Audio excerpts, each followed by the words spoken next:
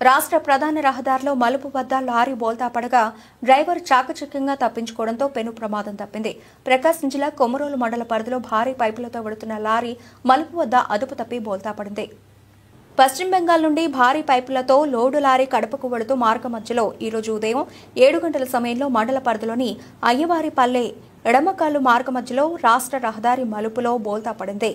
వాహనంలో డ్రైవరు ఒక్కడే ఉండగా చాకచక్యంగా తప్పించుకోవడంతో ప్రమాదం తప్పింది. భారీ మలుపు తిరగగానే లారీ ముందు భాగానికి వెనక భాగానికి మధ్య ఉన్న లింకు తెగిపోవడంతో వెనక భాగం బోల్తా పడిందని, ముందు భాగం అలాగే ఉన్నదని డ్రైవర్ తెలిపాడు. వీరు పశ్చిమ బెంగాల్కు చెందిన డ్రైవర్లు కాగా లోడు లారీతో కడపకు వెళుతున్నారు. ఈ వాహనానికి కిలోమీటర్ దూరంలో వీరికి సంబంధించిన మరో లారీ వస్తూ లారీ బోల్తా పడిన ప్రదేశంలో ఆగి ఈ విషయాన్ని లారీ యజమానులకు తెలియజేశారు. ఈ ప్రమాదంలో డ్రైవర్కు ఎడమ కాలు కొంచెం గీసుకుంది. విషయం తెలుసుకున్న కొమరోలు సబ్ ఇన్స్పెక్టర్ నాగరాజు అక్కడికి చేరుకుని ప్రమాదం జరిగిన తీరును పరిశీలించారు.